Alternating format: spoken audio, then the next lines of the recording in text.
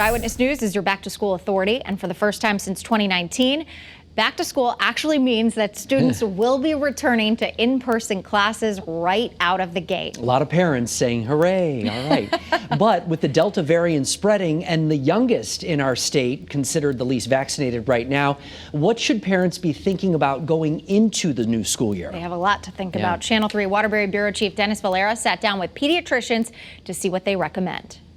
In just a matter of weeks, kids are heading back to school, and pediatricians say parents should be a little more cautious this school year, especially because not all students are vaccinated against COVID-19.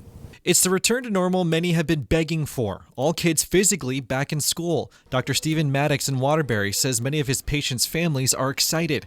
But with kids under 12 still ineligible for COVID vaccines and the lagging numbers with 12 to 24-year-olds, Dr. Maddox says parents should plan to potentially quarantine this school year. I would never think to tell people, fill out your FMLA paperwork, or it's the kind of stuff that people need to think about now, because if your kid's quarantined for 10 days or whatever it's going to be, then you have to, make arrangements. 2 weeks ago, the American Academy of Pediatrics, or the AAP, recommended all students should fully mask up in school. The CDC recommended the same thing just a week later. The AAP Connecticut chapter agrees.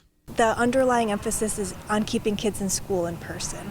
And so there'll be less need for quarantining if kids are all wearing masks. Aside from making sure eligible students are vaccinated against COVID-19, both Dr. Terranova and Dr. Maddox say parents need to get their kids caught up on other vaccinations, like the MMR and DTaP vaccines. The pandemic caused a dip in those vaccinations. We really tried over last summer and the fall to make sure that there was a lot of outreach to catch up kids, but some parents still didn't feel, quite comfortable going into an office setting. Now that kids are getting, back together, we need to make sure that they're up to date. Both doctors stress parents need to check in on their kids' mental health as well. While Connecticut had in-person learning in the last year, the transition to full in-person learning could be overwhelming for some.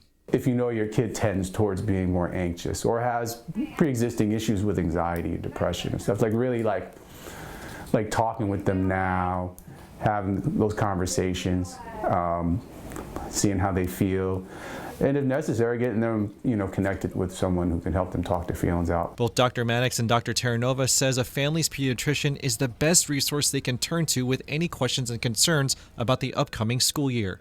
Dennis Valera, Channel 3 Eyewitness News.